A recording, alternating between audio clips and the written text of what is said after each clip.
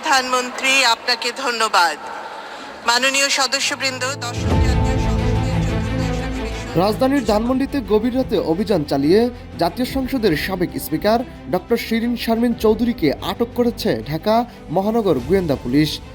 সোমবার দিবাগত রাতে ধানমন্ডিতে অবস্থিত নিজ বাসভবন থেকে তাকে হেফাজতে নেওয়া হয়। আইনশৃঙ্খলা রক্ষাকারী বাহিনী সূত্রে জানা গেছে, ডিবির একটি বিশেষ টিম গোপন তথ্যের ভিত্তিতে এই অভিযান পরিচালনা করে।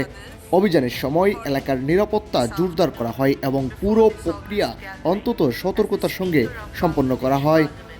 ছাত্র জনতার আন্দোলনের মুখে শেখ হাসিনা সরকারের পতনের পর থেকেই আত্মগোপনে ছিলেন শিরিন শারমিন চৌধুরী। তার অবস্থান নিয়ে দীর্ঘদিন ধরে নানান গুঞ্জন ও জল্পনা চলছিল। সামাজিক যোগাযোগ মাধ্যমেও তাকে নিয়ে বিভিন্ন সময় বিভ্রান্তিকর ছড়িয়ে পড়ে। উল্লেখ আছে, 2013 সালের 30 এপ্রিল দেশের প্রথম নারী স্পিকার হিসাবে দায়িত্ব গ্রহণ করেন তিনি এবং তাকে এক দশকেরও বেশি সময় এই পদে অধিবেষ্টিত করেন। সর্বশেষ 2024 সালের জাতীয় সংসদ নির্বাচনের পরেও তিনি স্পিকার হিসাবে দায়িত্ব পালন করেন। 5 আগস্ট রাজনৈতিক পট পরিবর্তনের পর তিনি পদত্যাগ করেন এবং এরপর থেকেই জনসমক্ষে অনুপস্থিত ছিলেন। অবশেষে এই অভিযানের মাধ্যমে তাকে আইনের আওতায় আনা হলো।